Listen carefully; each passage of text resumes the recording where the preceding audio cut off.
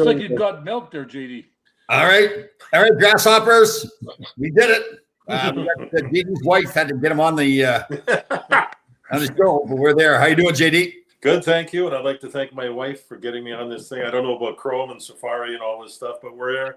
And good to see you guys. Yeah. Well, Congratulations on the new gig there. you're taking a bit of a step back in time here, JD. Talk about us, so old guys. So Yeah, we're still alive. That's a good thing. Start with. Yeah. So how you Scary doing? thought, though. How you doing, JD? Doing well, thanks. It's this whole pandemic thing is, as you guys know, has turned the whole world upside down. But at the same time, you try to find ways in our business to get things done. So you're always busy, whether it's something called arbitration or it's contracts or it's drafting or signing guys, and just goes on and on and on. Right. But the worst part is the unknown. I know Gary Bettman, the commissioner, said that we're going to try to play January 1st. That'd be awesome as far as we're concerned. So we're looking forward to that if it could ever happen again. In the office this morning, we were saying, let's just play. We all want to play. Right. You know, we got a lot of young players. We're trying to find places for them to play, whether it's Europe or Tier 2 leagues or whatever. But it's everybody's in the same boat. Same boat, right? JD, did you ever envision that when you got done playing that this was going to be where you ended up, president of the Rangers? No. Actually, I took a big dive off the diving board and went to St. Louis, and it was really neat. It was really good. It was really a great experience, and kind of went from the broadcast booth to being a suit. And I ended up learning so darn much because there's so much to learn, especially when the team we got there was down and out for sure. And we were able to build it back up, and then went to Columbus, went through a similar thing, only it was in better shape. And then this thing popped up with Glenn Sather going into retirement.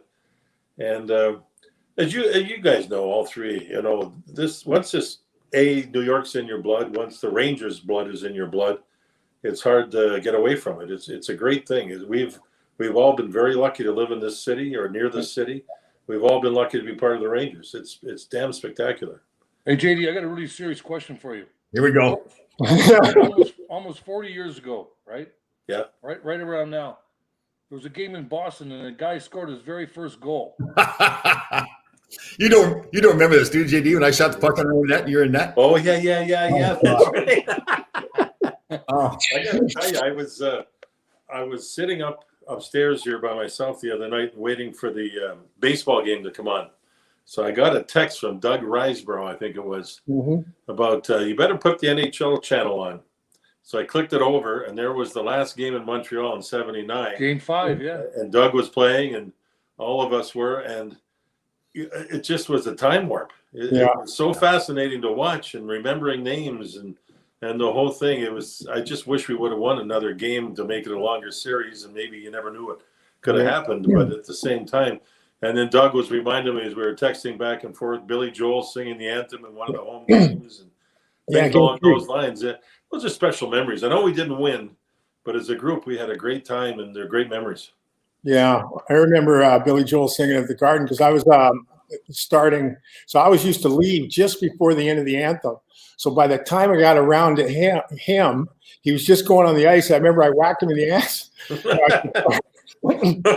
So fired up for Game 3 at the Garden.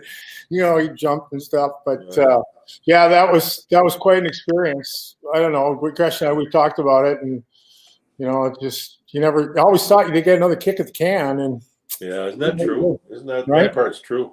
I still think, boys, we should do a reunion sometime. Get the guys together, get the old band together, and have maybe play golf or do something. You still play, Gresh? No, I don't, JD. After I beat you, I quit. That was every day. Yeah. JD had a golf club that was good from anywhere from 90 yards to 400. That was the old ping 6-wood. They don't even make them anymore. How about this one? You remember the guy? Did you get the set of Sounder clubs? Remember that? Oh yeah, I forgot about that. Yeah. Actually, my brother-in-law, believe it or not, plays with those Sounder irons still. Wow. I told him the story how we all got. Yeah. Remember, we got the club and they had Sounder on it, right? Yeah. Oh yeah, they did. Yeah. Yeah, I counted, and then they put your name on the golf bag. Oh no, no! I'm like, I take that name off of the. Oh no! I would take There you tape go. and put it over my name, because if I ever had my name on the bag the way I hit the ball, Oh, this would exactly. just be, people would just laugh. I mean, I don't want anybody to know that that was going on. But Oh, I've got a my complaint. I got a complaint, JD. My rookie year, I'm not a poker player at all, and you and Eddie Johnstone brought me over to your house to play poker, and fleeced me. And well, the good thing is I've never played poker since. I suspect that I got fleeced too with Eddie, knowing Eddie. Yeah. I saw Eddie at the last Ranger golf tournament we had, and he was good. Yeah. Good. He's working construction in British Columbia, and right. really happy and in a good mood. He comes in, the garden brings him in. He absolutely loves it when he has a chance to come into New York and be a part of the Rangers. That he looks good. I was happy for him. And he was one of those cult figures, right? They loved Eddie Johnson. Yeah. The garden loved him because he had competitive edge. He played junior, as you know, Gresh, in Medicine Hat, on a team that was first of all, they were a great team, but they were nasty. Is that he was right there being one of the nasty guys. Yeah, Jim McCrimmon. Lysiak, McDonald, Bob Gassoff. Bobby Gassoff, yeah. Oof. Jim McCrimmon, there was a whole bunch of them. They had more fights in practice than they had in games. JD, how many years were you in St. Louis? Pardon me? How many years were you in St. Louis as a player? As a player, I was there 2 years. First year was a great year, really good year. I injured my knee with about 6 weeks left. The second year I played so well, they traded me that next summer to the Rangers. You know why they traded you? Pardon me? You know why they traded you to us? Because I scored on you. You know what? Playing in St. Louis for the 2 years was really, really. It's a good sports city. It's a great sports city. I bet you there's nowadays probably 60 at least alumni of the Blues that live in St. Louis and do well in business, and that the alumni are just adored in that city. Of course, the baseball team is number one, but it's a great sports city. So the 2 years there, and then went back as part of the organization when we tried to rebuild that franchise. Good city. And the other city that before I came back to New York, my family, we loved Columbus. Yeah, it's a hidden gem in the Midwest. Mm-hmm. Quality of life there is outstanding. Of course, the Buckeyes, the football club, are number one in town, but there's a ton of hockey fans. They draw well now, and the youth hockey in that city's gone right out the roof. It's really doing well. It's a really, really good city to live in. Well, the ownership there has always been pretty solid too, right, John? I mean, the McConnell family, the gentleman, Mr. McConnell, that started the franchise, he passed away a few years ago, and his son took over, JP. They're in the steel business primarily, and they're a big part of the city of Columbus. You drive around there, and it's a McConnell Heart Hospital, or the zoo there is maybe the number one zoo in the country, and it's McConnell this and McConnell that, and they're all they want to do is make sure that if you come there to play, if you come there to manage or coach, do well with your team and make the city better. That's the mandate of that organization. That's all you can ask for in a city like that. So it's a good group for sure. You know what I like, JD, that you've done in your career as a president is you haven't been afraid to do something that maybe is a little bit different, right? You bring John Tortorella back in. Maybe a lot of people wouldn't have done that, but I believe he's one of the best coaches in the league, right? I mean, still is. Yeah. Do you who'd you hire at Crawford there? The general manager there is in Columbus as well. Yeah, Jarmo Kekalainen. I think I was thinking about this the other day actually, when we were in St. Louis, and Larry Plow, who actually was the assistant GM with Neil Smith when the Rangers won in '94, he was there as the general manager, and he was getting on and time to make a change. And we brought Doug Armstrong in, who's the GM there still. But what I did was I had Doug come in, and he's going to be the general manager, but not for a few months. And it was just different. I wanted Doug to take a look at the group, figure out, he knew a lot about the organization, but he learned even more. Like a certain player he would have traded as soon as he got there. But once he was a part of it and saw, he says, maybe I won't do that. This guy's better than I thought he was, type of thing. Mm-hmm. So a few months down the road, Doug was able to take over, and they've gone on and won a cup. And then when I went to Columbus, decided to make a change. We needed to make a change there. Scott Howson, who now is the head of the American League, a real good guy, smart guy, but I just felt the change was needed. So brought in a guy by the name of Jarmo Kekalainen, who's a Finn, and I had Jarmo in St. Louis. And when we made Doug the GM, Jarmo wasn't happy. He was the head amateur scout and a really good scout and really good at that part of the business. So he got mad and he went back to Finland. And there he ran the Jokerit team, which is in Helsinki. It's the number one team in that league. And not only did he manage it, but he also learned the business side of it, ticketing, all kinds of things. And so I felt after a few years that now is the time to bring Jarmo back as a general manager because he had way more experience in all aspects. Plus, he had been in North America, living outside of Detroit and Canton, and scouting all over the world from there. So he knew the North American side, he knew the European side, and people thought I was half nuts. But if you really think about it, and think it through, he was a logical choice, and he's done very well there. So I'm happy for him. And then one season we got off to like a 1-8 start, and we were pretty much toast right there. And we decided to make a change. Todd Richards, just a phenomenal person who's now assistant coach in Tampa. They just won a cup. He just was having a rough start. So we decided to make a change. We brought in Torts. And of course, everybody thought we were nuts again. But he has been absolutely nothing short of magnificent with that team and that franchise and that city. And it was a perfect fit. And he's gone on and just really helped make that franchise great. The one thing about Torts that he can do, and I don't mean to ramble too long here, but that's why you're here, JD. We needed somebody that could be. We didn't have a captain. We didn't have the leadership you wanted, and what you want is the players to run their own room, right? David Gresh, you want them to run their room. It's an issue. They come down the hall and talk to the coach. The bigger issue, the coach goes talks to the manager. But we didn't have that. So when Torts came in, he became the guy that changed the culture. And then Nick Foligno ended up being captain, and he's a very good captain. But Torts came in there and did it his way. The culture changed, and the rest is history. He's done a great job there. He did the same thing here in New York, too. He really changed the culture in New York. Yeah, when he, that's the thing. And I think, the fruits of his efforts, I don't think in New York he got to see.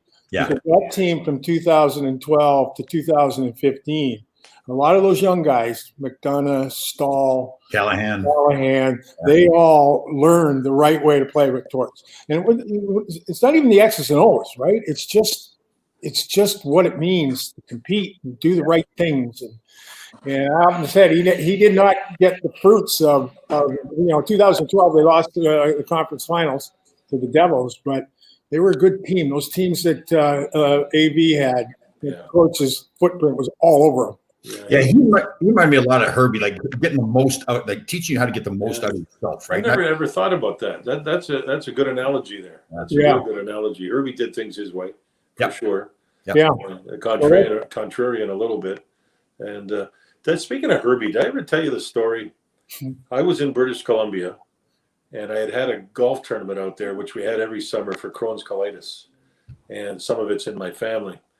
So it was a hot day in the mountains. So we played and kind of worn out. You get off the course, and I looked at my phone. There must have been 30 messages. So I got on there, and sure enough, that was the day that Herbie had the car accident. He was killed. So we finish up out there, fly to St. Paul, Minnesota, and went to the funeral. And then my wife and I went back to New York. And we'd been gone for 6 weeks. So I get up to my office in the house. I must have had the answering machine was full. So I started with the last one all the way down with a notepad. Who called? Gresh called. Dave Maloney called. Layla called. Blah, blah, blah. Get to the very last one. It's Herbie. Oh, wow. Herbie says, "Hey, JD, got to call me. I got a business deal." He says, "You got to call me, all right? Do the best you can when you get to it." I went gulp. I called my wife up. She heard it, and she got into tears. And I actually kept it for a while. Then I tossed it. But that was almost surreal. It was something. It was something. Yeah. I really enjoyed Herbie Brooks. Really, really, really enjoyed him.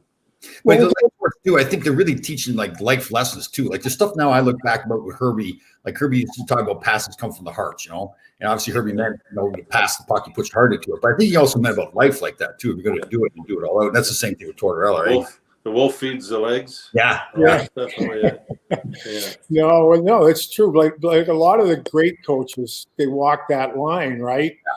And then most times like I went from Herbie to Scotty, and at that time at 28, 29, we've talked about this before. You think you know everything, right? And so, I had finished with Herbie, and then I thought he was an idiot, and then go to Scotty, and that didn't last very long. I thought he was an idiot. And then I was retired about a week, and I go, you know what? Maybe I was the idiot. Yeah. Wouldn't it be great to have a mulligan and do it over again? With what we know now, man alive. The training the guys have now, they're the equipment, the training, their diets, everything. If we were like that, like I thought beer was a quality food, didn't it? I remember when we were on the boardwalk there at Playland doing the anaerobics, or what the heck we were doing with yoga. Was it yoga? Oh, yeah, it almost killed me. Yeah. Remember how we laughed at that too? Like, what the heck are we doing? Yeah, Beck was big into it, right? Yeah. If I remember correctly. And Robbie Fatork too. Remember Fatork came? He had a whole different attitude too. Yeah. Robbie's right in that category with the Herbie and the Torts too. The way he, I think Robbie may have been the most stubborn of all three. Yeah, but I admire him though. He's had a great life. He's done a lot of things in his life and done them very well, and with high standards. Right. Yeah. You may have been doing the game on TV. Do you remember we were in Detroit with the Kings and he benched Wayne Gretzky in the third period? Oh, he was stubborn. That was one of the funniest things. Like, Robbie had this rule. That'd be a tough bridge to cross, that one. Robbie had this rule: if you lost your composure on the ice, then you're going to get benched. And we had the young goaltender in. I can't remember his name. We were beating Detroit like 7-0 or something. Wayne turned the puck over at center ice, and they went down, scored, ruined the kid's shutout. So Wayne was mad at himself. He goes down and breaks a stick over the back of the net. And it's right at the end of the second period. So we come in between the second and the third. We got an old team there too. Dave Taylor, John Tonelli, Larry Robinson, all these guys. And Tom Leyla. The rumor starts going around the room that Robbie's going to bench Wayne. And it was funny because this veteran guys, we're all giggling and laughing like, oh, he's not going to do it. There's no way. So he benched him going out for the third period. And finally, Mike Krushaninski, who had played with Wayne in L.A., leads back to Robbie, says, Robbie, you got to put him on the ice. And see, there's no win situation. He put him back in the ice, which kind of made it even worse because now he's going against his own rule. It was something saying Wayne get benched. Remember the time Kovalov wouldn't come off the ice there, and then when he finally did against New Jersey, he didn't stay out there, so he stayed out there. And Mike was trying to embarrass him. It felt like a 7-minute shift. Yeah. Alexei, he thought it was hilarious. This is great. I'm playing. Look how much I'm playing. I was actually filling in for Red Light that game. So radio booth, and Keenan would be back there like this, right? Give it a total come up. He loved it. He just loved it. Oh gosh, I saw him a little bit ago now. He's coaching over in Russia, but I saw him, and he's got a couple of sons. They're big boys now, and it's like they all look great. It was great to see him. Yeah, I actually coached his one son. I coached his one son with John Tonelli on a team a couple years ago. Yeah. That's we had alumni. There was an alumni event a couple of years ago up in Sono that Duke and Kovalev were playing. And then there were, I don't know if you were playing, Tommy. I don't think so. Like Andre, myself. And then, so I said, I'm not playing if I'm not on Duguay's and Kovalev team. Yeah. I'm not playing. But the other one too was when they had the '94 reunion and Red Light was there. Or it was great to see Sal Messina. He worked great. Yeah, he did. It's different, right? What year did he retire? I'm not sure. That's a good question. I know he lives down in Florida and he just loves golf and the outdoors. Well, I think he retired in, I'm going to say 02, because Brian Mullen did the radio for 2 years, I think. Or I started the year after the lockout. And I think Brian had done the seasons preceding that. So I think the early 2000s where Sal went. So when you think back of the days of Long Beach, John, as a player, what do you think about? That was fascinating. It was just fascinating. The one thing that comes to mind, I was thinking about this one the other day, was John Ferguson came in. He was running the team, and we had to do a first day of training camp thing. Had to do the run. And it was a hot day. I'll never forget this one. This was a classic. So we're chugging along down the streets of Long Beach, trying to get back to the arena. And it's hot, and I'm dying, and I'm not exactly a sprinter. and the cab goes by. And I look at the cab as I'm going to hardly breathe. And there's Dunk Wilson, one of the other goalies, in the back seat, waving. And then I watch the cab pull over towards the end of the run. He gets out, and there was somebody's yard had a sprinkler. He went over and ran through the sprinkler and got himself all wet, and then finished the run. Oh, Lord, Dunk, what a character he was. Yeah. Wayne Thomas was here as the other goaltender too for a while, right? Pardon me? Wayne Thomas was with you as the other. Yeah, Wayne Thomas and Gilles Greton. That's right. Remember Gilles Greton? My wife and I, we had rented a home, and they had a beautiful piano in it. So we're sitting at home one day, and the door opens. No knock, no doorbell. In walks Gilles Greton. He had heard there was a piano. He drops his coat on the floor, hardly said hello, went right over to the piano, and it started playing classical like this. I couldn't believe what I was watching. I never knew the guy could play anything. Right. Yet there he just went, and he was playing classical piano because he had heard we had a piano in there. He was quite a character. Quite a character. The memories there are good though. The worst memories were the drive to get into the Garden to play the games. Mm-hmm. There was no easy pass, and you had to go through the midtown. It was backed up 3 miles, and Van it was like a 3-hour drive to get in for a game. That was the bad part. The best part was we had a bunch of young guys that were good guys, and even with some of the older guys like Espo came in, and it was fun. It was a good group. Yeah, we were pretty young. A while ago, JD and Espo asked me before the show. He says, "Can I swear?" I said, "Well, we're trying to keep it PG." And he set a new record for dropping the F-bomb in a 6-minute period. He was the in the box record. Although the second place is a bit of a surprise. Yeah. Second place with the F-bombs is James Patrick. Yes. Surprised that. Patrick. Yeah. Wow. Yeah. He's in Winnipeg now, right? Yeah. I saw him in Cranbrook, British Columbia about, gosh, what would it be, 3 years ago now? Before they left to go to Winnipeg and run the junior team there. Yeah. And he was lovely. He loves coaching. He had a good young player that was drafted, I think, by Vegas by the name of Krebs, who's going to be a player. Krebs, yeah. Yeah, and he was great. It was great to catch up before a game and BS with him and talk about his players. He looked good. That's part of the world where they have the rink and you can go skiing and stuff like that. So he was enjoying life. Yeah, he really was. It was good to have him on the show. You know, another good guy was Mike Allison too. Remember Mike Allison? Yeah. Oh yeah, Red. Yeah. Big Red. Yeah. Speaking of the F-bombs, I can remember doing a game, I think on Fox, and it was Florida Flyers in the playoffs. And we're doing a game, and there's a replay, and a puck had hit a skate, and I crossed the words puck and whatever, and it didn't come out very well live on television. And I looked at Mike Emmerich, and he looked like he was going to fall over, and the stats guy might have fallen over because it was very clear. Mm-hmm. And I turned purple. I didn't know what to do. It became a topic on talk radio the next day, I guess, in Miami. Yeah. Those things happen. It's live. Doc's retiring, right, John? Yeah, I talked to him the other day. Yeah. He's traveled out, basically. Yeah. Mm-hmm. He's been as Sam Flood from NBC said, he's been a national treasure for sports world in this country. Mm-hmm. He's very good at his job. He was very good to work with. But he's kind of like Sam Rosen in a way that if you knew what they do, aside from the actual on-air job, what they do for charities, they never say no to speaking engagements. It goes on and on and on and on and on. Mm-hmm. And those people are treasures. That's just what they are. You get older, you understand there's a lot to do out there to try to help people and do things. Mike Emmerich, Sam Rosen, they're just great people with that stuff. Mm-hmm.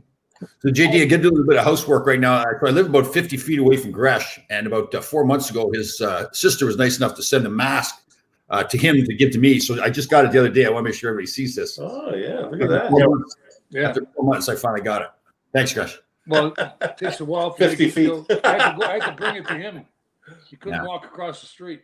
COVID, Because Tommy's like the mayor here, He goes outside, everybody starts talking to him like, that's right. Mr. Laidlaw, Mr. Exactly. Laidlaw. That's what it should be. Hey, JD, just one other thing on Long Beach. Do you remember, I don't want you to comment on it. I just want you to say yes or no. Do you remember the Diggs 500? Yeah. I remember Doug Jarrett played for us. Dougie Jarrett. And he lived across the street from there was no sidewalks either. He lived across the street from the pub. Yeah. Twice that year he took a cab home. And I remember that was It was a great place to live. yeah. But- Oh yeah. The problem was that you're right about the traffic going into the city was just. Oh yeah. you Well, I didn't remember want what to I leave. remember is everybody, they were either airline people or beach people. So nobody Yeah. had Yeah. nobody had jobs. Like, you know, it could be any hour. And I actually, when I got called up finally, they had me room with Doug Jarrett Oh, is that right? Yeah. across the street. And I was in the back room. And, you know, at a certain hour, you're like, okay, what? He actually lived with us for a while too. Yeah. And he come over from Chicago and he was great friends with Dennis Hull. And Dennis Hull had the rocket of a shot, right? High and hard. And goalies hated it. So we'd sit in the house and he loved watching the Honeymooners. He could recite the Honeymooners word for word every single night. And he'd have a beer and he'd say, "Hey, Johnny," and that was me. He said, "Give me a beer, will you?" I said, "Get your own beer. I mean, get up and get your own beer." And my wife would look, and then he picked up the phone, and he'd go like this, ring, ring, ring. "Hello, Dennis, it's Dougie. You know, the Rangers, you know, we're in Chicago next week. You know that Davidson, the goalie? He's kind of a smart-ass type of guy. Can you waste a couple of high and hard ones on him?" He says. Click. I'd say, "Okay, I'll go get you your beer whenever you need. Whatever you need, Dougie." There was a cast of veterans, Donnie Ori and Dallas Smith. Yeah, Donnie Orey's down in Florida. I ran into him once Mhm. in Naples. Mhm. Yeah, it's yeah, there was quite a group. Carol Vadney, I really enjoyed. He's gone now. He passed Yeah. away, but what a Yeah. wonderful guy he was. Absolutely. I tell him he was fantastic to me as a rookie coming in. He took care of me and showed me the ropes. And Yeah, really good. he had. You guys remember the sticks he had behind the bench? One said PP. Yeah. Yeah. One said PK for penalty kill. One said S for spearing. Yeah, he was nasty. Oh, yeah. He hated when people Well, run out. He get mad. He just that's stick what he him. said.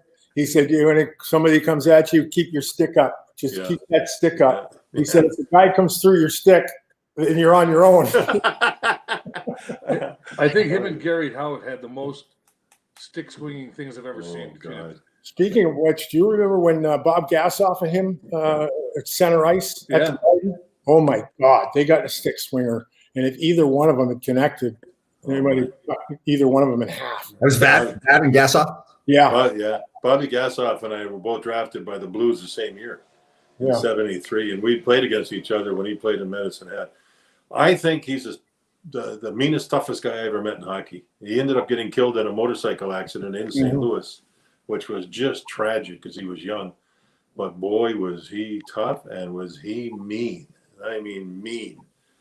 But, He was mean, dirty. Like he Yeah. would run at you with his stick, like going to Yeah. spear you. Yeah, he would have been. He caught Yeah. me one time right in my shoulder here, ripped the whole part of my jersey Oh, off. wow. Yeah. By the way, I was just kidding. a real quick I'm not update. playing If you're anymore. interested, is I got a call from Glenn Healy the other day, Mhm. and Mark Pavlich is doing pretty well. Good.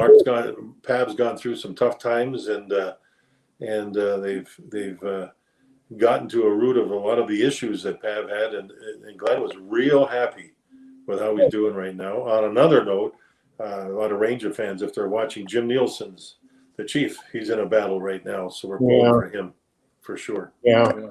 Yeah, he's in Yeah. Winnipeg, I believe, in a real battle. So, And Joe we're all, Villamere, right? we're Joe Villamere's better now. He was ill for a yes, while. he's doing much better. He's been through a lot. He's out in Long Island, and I keep in touch with Stemmer, with Pete Stemkowski, and he fills me in all the time. But it was a tough situation, but he's coming around. Real happy for that. Joe Villamere is one of the nicest people you ever meet, Yeah, he is a good guy. Yeah, for sure. yeah, really. You know, you think of that group, right? As close as they got, you know, in the early '70s, those Ranger teams, and you know, and it sure took a while. And you know, '94, John, obviously is a kind of a benchmark for the recent Ranger fans. And what do you remember from that? '94 is One thing I remember is I was doing television, of course, with Sam with the Rangers, and I was able to travel and do other games all over the league. And I talked about this. I felt really strong. And the Rangers did win the President's Trophy that year, but they were the best team. Mhm. They were the best team when you watched all the other teams play. The Devils gave them some battle. That was something else. Mhm. And then Vancouver, that should have been over in 4 games. It ended up being 7. And they Mhm. were big, and they forechecked, and they hammered people, and that started to catch up to the Rangers. But they found a way in what became just a terrific series. But I thought the Rangers were the best team. I really did. That season, they had good pieces all over the place. Mhm. The thing that I remember too is Mike Richter at times during the playoffs in that season. Boy, he was a difference. Yeah. He Well, really was. You were the difference in '78 a lot of times. So the old body seized up, and that was that. we had a good time. I just wish we had a do-over in a couple of things. I got caught out of the net at the Garden for 1 goal in the corner. And then the one that Bob Gainey scored when I stood up on the play and it beat me low, and I should have got into the butterfly. Here I am, how many years later, still thinking about this. I know I should have gone into and I didn't, and it beat me, and that just still bugs me. It still does. And then the overtime goal. And when I see Serge Savard, which not as often anymore, but it used to be a lot, every time I saw him, he'd just give it to me. But that 2-on-1 goal where I scored on the backhand. You came down with Guy Lafleur and you didn't pass it to him. Everybody in the world, including me, thought you were going to pass it to him. You didn't. And he still rubs it in. He just rubs it in. Well, they had a great team, though.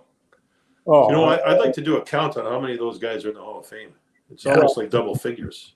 Well, you have Dryden, you have Robinson, you have Savard. Is Lapointe in too? I don't know if Lapointe's in or I'm not. not sure. Shutt, Lafleur, Lemaire. Cartier. Who? Gainey, yes. Gainey. Yeah. Gainey. Yeah, they had. Yeah, they were. That's the thing. I mean, we were young and we got on a roll, and John JD was what you needed. But I remember the Gainey goal. He ran me over. Oh, is that right? Yeah, he ran me over. Totally ran me over, and he went out, and that's how he got to the net. Yeah, Jesus. And, my fault. Should have had that one. That was a bad decision. Hey, listen to me. JD's a goalie. Should have stopped it. That's right. Get to the point, Gresh. Will you? Isn't that the whole line? That's what he gets paid for. Yeah. No, it's. Yeah. So if the generations is playing now, John, you've certainly been around long enough that you've seen the generations that have come over time. And what would you impart to a younger guy? I'd say it's a story we say to some players: play fast, but don't be in a rush. Yeah. In other words, work your tail off, but understand you still have to climb the ladder to get to where you want to get to. Mm-hmm. There's a lot of people out there that jump on the coattails of young players these days. It's a new financial world for sure, and so just make sure you make good decisions with all that stuff. Get good management that helps you get to where you have to. I must say this, Alexis Lafreniere that we got lucky with number 1 overall. This kid is grounded. This kid is mature. This kid knows. He just gets it already. I guess it's because he's been through a lot. When you with Team Canada, the World Junior, and you're the guy, and you end up being the MVP, you can handle a lot of different things already at a young age. So I think that with him and even the other guy we took in the first round, Braden Schneider out of Brandon, he's from Edmonton. No, pardon me, he's from Saskatchewan. Prince Albert. Prince Albert. PA, I think. Yeah. Yeah. I saw him play a game last year in Brandon. First period, first couple of shifts, suspended. Oh goodness gracious! No, he comes to play. He does. Yeah, and I think with people like that, you're going to even get better young leadership and grit and things along those lines. It was interesting watching the playoffs this year, and usually every year has a theme. But boy, the teams that did well in the bubbles, they had big defensemen. Yeah, who were really hard to get through and make plays at the net, and it seemed to show even more and more. So if you can get a good balance of the guys that can skate and move the puck, and the guys that know how to play the other end of the ice and maybe still add offense, it's pretty good. I should say for Ranger fans too, we had a camp before that bubble, and Keandre Miller came in. And during the camp, he was left side and right side on the blue lines. The first day he made one real bad play, and that was the last bad play he made the whole camp. He was exciting to watch. A big man and skates unbelievably well for a big man, but he showed poise. I was quite excited about it. I think his upside could be pretty special. Right. JD, you brought Johnson in to fill that role, be a little bit more of a physical defenseman? Yeah, when we looked at that one, and there's been some people and naysayers, but we needed a left D on the third pair and that can kill penalties. And he's a big, strong man. He doesn't have the offense he once had. He had more of it earlier in his career. Pittsburgh was 10th last year in penalty killing. We also added a forward by the name of Rooney, who was with the Devils last year. They were 6th in penalty killing. He's a good penalty killer. We had to get better. We were terrible at home penalty killing and weren't very good overall. And so we think that that's going to help us. Also, the thing with Jack Johnson is when you're up against it with the cap, it was not an exorbitant contract, and it was only 1 year. I know Jack well, but I didn't want to go with I hadn't seen him up close for a while. But Jacques Martin had. He was assistant coach in Pittsburgh the last few years. He coached him. He coached the defense, and he's now our defense coach, our assistant coach, co-coach, whatever you want to call him. He's been around the block a lot. He knows players, and he was very, very positive on Jack joining our team for what we need right now. So I know Jack's excited. We have to go through this whole thing of the money. What can you get? Where can you fit them? Can you get better with your penalty killing? Are the kids ready yet? Which they're not yet. If the kids are ready, they're going to play. But we have to go through that period of time until they're ready. That's just what this is. The hardest thing about rebuilds or builds is you got to find picks. Then you make the picks. And most of the guys are 18 years of age. It's not like basketball or football where they're 23 and they step in. They've got to go through their bodies, their minds have to get stronger. The development coaches go at them hard. And then they got to play, and then they got to come to the Rangers and play and go through that process. Right. So you have to pay that price to become a great hockey club, and we're in the middle of that. You know, one thing you pointed out to me too, JD, we were talking a while ago, everybody looks at the cap and thinks you've got room, but with all those young players on entry-level contracts, those bonuses have to be allotted for, even if they don't. Those add up in a hurry. I mean, a big-time hurry. So you have like 9 million or something. Isn't there? You got a big number tied up. Yeah. Well, Lafreniere example there, that's a huge number. It's over $2 million. If he hits bonuses, that goes right against your cap number. The other thing, too, to be honest and frank, is we have the Shattenkirk buyout's a big number for this upcoming season, as is Hank's.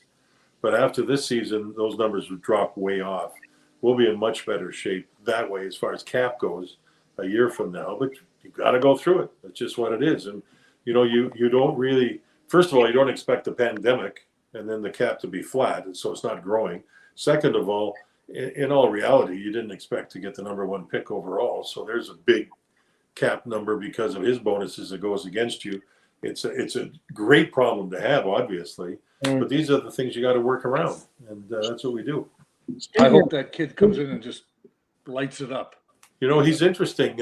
He's not a center; he's a winger, and we'll see what side he plays. We've got Kreider on the left side, Panarin on the left side, and Alexei's a left winger, but he has played the other side, so we'll see how that goes. The other thing that's going to be interesting for folks to watch is if you see Panarin, the way he carries the puck, he's like a centerman through the neutral zone, only he's a winger. So he drives the play. Lafreniere is the same thing. He loves to carry the puck like a centerman does, only he's not a centerman. So we should be getting, as we move along here, great offense from wingers who can drive the play, not just be the guys that finish or things along those lines. That's going to be interesting to watch all this stuff. You mentioned Hank, JD, and from an outsider's perspective, I thought that situation was handled about as well as it could have been handled. And I did also get the sense that he was never excluded from the conversations, or along the way, he had choices to make, but he was involved. No, and he had a contract that was his, and he rightfully was owed the contract for sure. And we were in lockstep with our ownership, who really do understand what Hank has done for the franchise. Management, including myself, up front with Hank when we had discussions. I can remember landing from the bubble after we got knocked out, going right to sit in the car with Hank and having a real good, honest discussion at his request. And then you've got to work with Hank and his family and Hank's management group, Newport, out of Toronto. So it was all on the same page. Right. Hank, I think, appreciated that. And I can tell you this, these things can be difficult if the athlete himself wants to be difficult. Yeah. It wasn't, because Hank was very honest, and Hank's going to play, as we know, in Washington. Who knows where we're playing this year? If he plays for Washington against the Rangers, who knows? It might not even be in Madison Square Garden, which would be kind of a shame, because I'm sure Ranger fans want to say thanks, just like they did to Eddie Giacomin a number of years ago, decades ago, same type of thing. But I appreciate Hank and the fact that he still hasn't won a cup and wants to give it a shot. He's never had, aside from the one neck injury, any real, no knees, no shoulders, no hips. So he's in good shape. But we also have to understand that as far as our team goes, for us to become that team we want to be, to try to win it all, time catches up. And Hank is at that age where he won't be a part of that. So the decision was made to move on, and his decision was made to, for himself, to go try to win a cup, which is terrific for him. And I guarantee you 1,000 to 1 that he'll be back working in New York as part of the Rangers organization, and be a New Yorker. That's part of his fabric, and that's not going to be tarnished whatsoever. That has to be tough. Had you had that experience in St. Louis or Columbus, where like a franchise player extended his career? And I'll tell you a story, Dave. I was in the agent business, and I had Dallas Drake as a client. Oh, yeah, that's right. Yeah. Captain of St. Louis, right? Yep. And they decided next year to buy him out of his contract, which was a real shock. I mean, it worked out already. He went to Detroit and won a cup and everything like that. But I remember you and I talking, JD, and you said to me, listen, this happens to all of us, and it really was kind of an eye opener to me too. 'Cause, I mean, my career ended, all of our careers ended at a point. Somebody's got to tell you it's over. The thing about Dallas is he was for our team, it was a brutal team, because they had sold off all the parts before we got there. And Dallas was an unbelievable competitor. I still see him once in a while when we go to Traverse City. He comes by the rinks. Larry Plow, being the general manager, got on a plane and went up and saw Dallas where he lived, and told him face to face as to what was going on.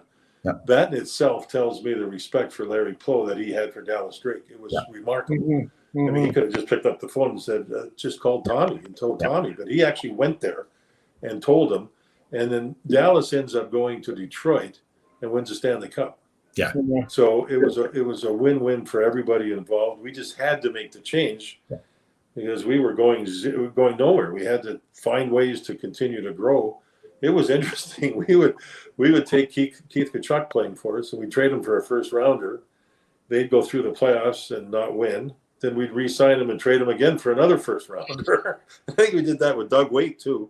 But we were just trying to find picks and trying to find ways to get young players to the organization. But, those guys, I will say, for people like Keith Tkachuk and Doug Waite, they loved playing hockey in St. Louis for the Blues. So that's why they would re-sign. And that's why there's 65 alumni that live there in St. Louis, because it's just a tremendous sports city.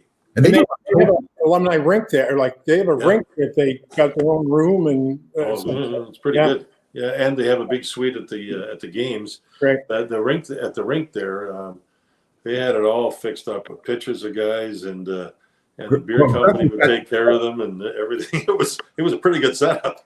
Gretsch's got his own suite at the MSG too. It's called the Delta Club. Yeah, Gretsch's suite. Yeah, somebody has to take care of them. Perfect. Somebody has to hang with the fans. That's it. Yeah, absolutely. It's funny how I read this morning in the paper where Gretsch has got his house up for sale in California for $22 million. Oh, 22. Yeah. I heard something about moving to Florida or something. Yeah. He's got a place in St. Louis. His wife's family have relatives there. I know he's got a place there. But 22 million, did you say? 22.5 million. So he built it originally, apparently. Yeah. Sold it for 18 million to a baseball player. Oh, I remember that. Bought it back for like 12 million. Yeah. Now he's got it listed for 22 million. Ooh, I've been there. It is a nice place. I will say that. In fact, if you watch the PGA, they're playing there this week.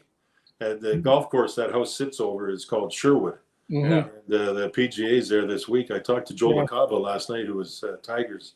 Okay. Joe was wondering about the Rangers. He's, as you guys know, a gigantic Rangers fan. So, holy smokes, 22.5 million. Yeah. Hey, Wow. did we were there when Gress came up as a rookie, or No, he was already here. I got traded after Gresh's rookie year, I think. Right? Yeah. Gresh? Yeah, you came the year after me. He Yeah. came, yeah.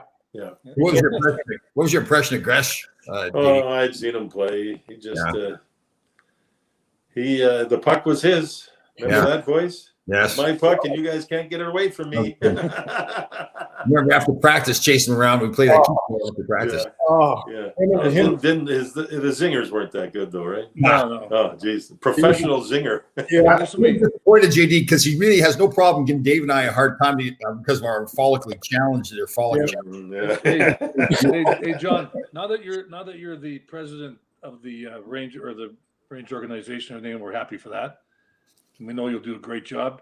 Here we Tom go. and myself would like you to find somebody at the Garden that can find us a tape that Phil was interviewing Nick Fatio. Oh, Oh yeah. And I kept blowing the horn, and Phil was doing the TV at that, and he was so pissed. And he'd wait, and I'd blow it again. And I think they were like both of them, but Nicky wanted to kill me, Phil wanted to kill me. yeah. Oh, I saw the tape one time, and I can't find it because I can't find it. we got to look into that. Oh, Oh, it's for funny. sure. Oh my God. Those two guys- JD, we had Nicky on the show too. He was fantastic. He Would was, Nicky drive Phil nuts or what? yeah. Oh my Drive god. anybody nuts. I roomed with him for a while in Rowe. You did? I roomed with him a What little I bit. opened. Oh god. The things he did to Bill Goldsworthy, who was playing for the Rangers when they were rooming together. Nicky would go into the room first when we got there on the road and hide in the closet. And Bill would come in, put his suits down in bed, and then go open the closet, and Nicky would be in there and just scream at him and just scare the bejesus out of Goldie. And then the other one where Nicky get up early, and we're going to leave at say 8 in the morning. Nicky get up at 6:30, go shower and dress and get out of the room, but he'd leave the door closed, the bathroom, the shower running. So Billy'd be sitting there, come on, Nick, get going, will you? We got to get going. We're going to be late for the bus. Nicky's been gone for an hour. Oh, golly, he was something else. He was. He Something. was One of the funniest guys we've all played with, I think, right? I mean, the Oh practical. yeah, oh yeah. Do you guys remember the lobster story? Yeah. That was a classic. Yeah. That was something That was else. Goldsworthy too. Didn't he get? Was it Bill Goldsworthy or no? Yeah, it was Goldie. Yeah, Goldie had Toronto. gone to bed and was on top of the bed with he didn't have any clothes on. He sound asleep. So Nicky came in before curfew, obviously, but he had a big top coat on, and he went over to a lobster thing in the hotel and kind of grabbed a lobster and stuck it underneath his coat and went up, opened the door, went into the room, and there's Goldie sound asleep. And he took the pegs out of the elastic things on the claws, took them off, and put it right on Goldie's chest, who's asleep, and the thing's going, and it falls over. He gets it again and puts it down, and the tail's going, and the claws are going, and he opens up his eyes, and he just screams. He couldn't believe it. The lobster falls down. He sees Nicky. Nicky's laughing. Nicky heads out. Goldie jumped up and went after him, and he went out too, down the hall. The door's shut, and there's Goldie with no key in the hall. And lobster all the way down the hallway. Oh, goodness gracious. These Yeah. stories, fun stories. One of a kind. One of the That great was the night people. before a game. Nicky had a beer. Huh? Nicky might have had one beer that night before the game because he never drank. Yeah. One beer was like 400. Oh, yeah. Nicky's one of the most Oh. fun guys. Yeah. And always thinking about how to stir things up all the time. Make the score. Remember out of the Coliseum? He made the score. Yeah. Every time he went there, he'd make the score of the shooting thing. He'd make that look a bit bigger. Yeah, you Maybe hang it stand it guard. over the net, and it's got the little thing there where the puck barely Square goes in the middle. through from center ice. He's in the back before the game, making it this big. I was rooming with him. He made me stand guard when anybody was coming down. And who starts walking down the hallway was Craig Patrick. Oh boy. So he goes to me. I said, Craig's coming. He goes, tell him to get out of here. He shouldn't be involved in this. So I said, Craig, you shouldn't go back there. Nicky's cutting a hole bigger. Oh, it's true. That was very true. Yeah, he's, Didn't Craig jump in and help him? Oh, he probably, was, yeah. Did you see Craig around the world, JD? Yes, yes. He actually, when I went to Columbus, he was there, and then Patty LaFontaine called me when he took Buffalo's job and wanted Craig to go work for him. So I talked to Craig, and he did. That didn't work out very, very well. But Craig is he's scouting for Pittsburgh, and he's doing really well. Really happy for him. Things are good with Craig. I think he was at our last alumni outing. That's right. Yeah. Yeah. Yep. Yeah. Because No, that he's- was the he's last doing one well. honored the last year. Yeah. Last year. Yeah. when Yeah, David no, he's doing real well. Real well. Happy Yeah. for him. when David Silk Dave Silk was telling a story about how different things. Silky, I used to have to bring him out to practice. Oh, yeah. He's another guy that Oh, funny. might want to. And he said, "Billy, I might want to do a few things over." He said, "I had a lot of fun, but Yeah. Yeah, Good he's, guy, though. He's doing well, too, right? yeah, really well. Yeah. Yeah, Yeah, it's good to Yeah. hear. he got Good to himself hear. finance business and things like that. So I forgot to tell you guys this. I forgot that he's cousins with Mike Milbury, and we've been roasting Mike Milbury as often as we can here. And I forgot he hasn't talked to me in a while, so I have to mend that fence. I don't know. Wow, that's definitely two different families right there. yeah, that's because David couldn't log on, right? He was on with us, and then he had computer issues. So He didn't have a wife to help him. Like yeah. Thank God. Oh, I'll tell you, the other guy who was telling the stories. We had Clark Gillies on, JD, he's funny. and he's Funny funny. man. He told a story about Ted Sater. Oh, yeah. And I don't know, none of us had ever heard this story before. Where Sater basically was playoffs. He's playing for Buffalo. Yeah. Playing against Boston. So he played like a shift in the first period. It's like game 4 or 5. Played a shift in the first period. Never saw the ice again until 30 seconds left in the game, and they were losing. And Lyndon Byers comes out, Oh. and Sater taps him on the shoulder. Oh. Right? Am I right, guys? And he was telling that story, and I guess he went in the room after the game and basically had Sater with he had him up against the wall by Do that. because when you think about it, I know. Hall of Fame guy, played in Canada Cup teams, he won Oh, yes. cups. Boy, was he tough. He He fighting wasn't his thing, but if he did, watch out, man. He was Hey, unbelievable. hey JD, You have a remember back? Yeah. You remember back playing in junior? There was a young gentleman named Barry Smith, Oh, yeah. Yeah. and I had a couple of fights with him. Yeah. me and this kid were the same age, right? Yeah. But this kid was a monster. Yes, Like he was. talent-wise, he was Yeah. he That was was. so good. Yeah. right? That was a tough one. He got killed in the accident, right? Yeah, in a car accident. Am I thinking of the right guy? Yeah, and you got in a Yeah. fight with him, and you threw your gloves up. Oh, well, I was playing for the Lethbridge Sugar Kings. He was playing for the Weyburn Red Wings, I think they were called. And those are two different provinces, Alberta and Saskatchewan. So they decided to have an exhibition game. So we went over there. This guy was big, and he's skating around, pounding everybody. So we figured, okay, time to go. So I took the mask off, had both gloves and stick, and I skated up to him, and I threw everything to him. And I went like this, and a fist came right through everything and hit me right there. Down I went. It looked like a unicorn. Came right out. And then we actually had a pretty good scrap. He ended up with the New West Bruins with Gresh, and he got thrown out of a vehicle, I think, and was killed in an accident, which was really sad. But Yeah. boy, did he ever nail me right between the horns, big time. Oh, He was such Excuse me. a phenomenal player. Yeah, what a He would have been- that was. That That's so draft sad. year, he would have been number one before like anybody. He Yeah, was so good. Wow. Oh, big boy too, big. big. Yeah. Dave, I was 190. He was 225 Wow. at Oh, yeah. 16. Wow. Yeah. Yeah. The New West Bruins. They're bigger than NHL teams. That's how big your team was. Yeah. They were Atlanta Giants. Yeah. Punch McLean. Well, JD, I know you got Okay. to get that call. Thank you very much for coming on the show. It's Hey, great to good catching up, guys. Hey, Yeah, Jimmy, had a that's blast. great, man. Keep up the good work. Take Yeah. care of yourselves. Thanks. All right. Hope you All guys right. have a great season. Bye-bye. right. Thanks. Well, that was good. Yeah.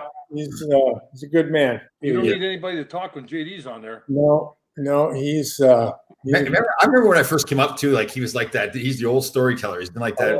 I just love sitting. He was just, you know, you'd sit at it was the mug, or you could sit at his house and he'd tell stories. And he was a real guy's guy. And yeah, I think a lot of the women were okay with him too. He was just a good guy. He's been like that, Dave, for 50 years. I've known him. Yeah.